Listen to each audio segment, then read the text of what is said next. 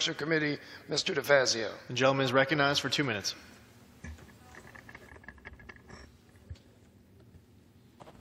I thank the gentleman for yielding. I rise in strong opposition to the Republican budget proposal.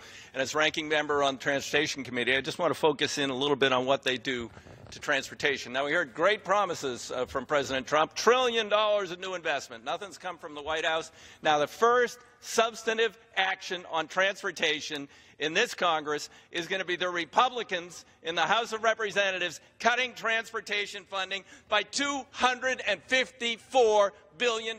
That's right. No $1 trillion of new spending. We're going to spend $254 billion less. They're going to isolate rural America. They're going to eliminate all long route trains, isolating rural America. They're going to lose essential air service in rural America. And, oh, by the way, the Republicans want to toll your interstate. So if you live in rural America, you can get in your car to go somewhere, but now you're going to have to pay to use the highway you already paid for.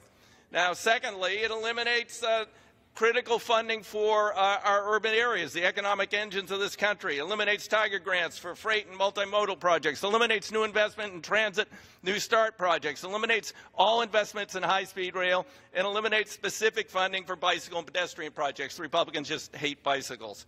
So it also goes on, and this is totally amazing. Seriously? Seriously?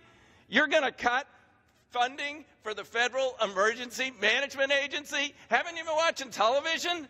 And I think they're already out of money in a deficit. You're going to cut funding. Oh, okay, because we want to do away with the programs that might mitigate the disaster of future floods or hurricanes. Oh, and you're going to cut grants for firefighters. Oh, then that's not enough.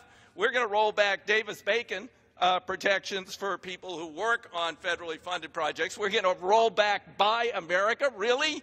So buy Chinese in the Republican budget. Buy Chinese. And they want to devolve the obligation to fund federal highways to the states. Now, got news for you guys. We tried that. This is... An additional minute. I thank the gentleman. Gentleman has another minute. This is Kansas and Oklahoma.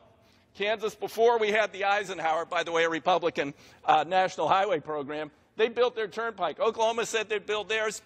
They didn't. They're out of money. They didn't build it until they got an 80% federal match. So let's go back to the good old days. We're going to devolve the obligations of putting together a 21st century transportation system in this country, knitting our country together, getting rid of congestion, moving people and goods more efficiently. Oh, but we're going to do it on a state-by-state basis. You know, that's nuts.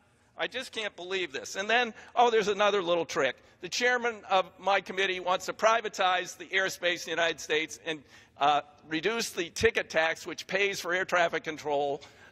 And that would be a $10 billion windfall to the airline industry because they'll raise prices. Oh, and then they're going to charge you a head fee to get on the plane. And even better, it creates $100 billion of new deficit. So this nifty little thing here contains a reserve fund of $100 billion to try and make up for the fact and hide the fact that they're cutting $100 billion of taxes that pay for the current system. How are you going to pay for the next system? The airlines will determine that, not Congress. Gentleman reserves. Gentlewoman from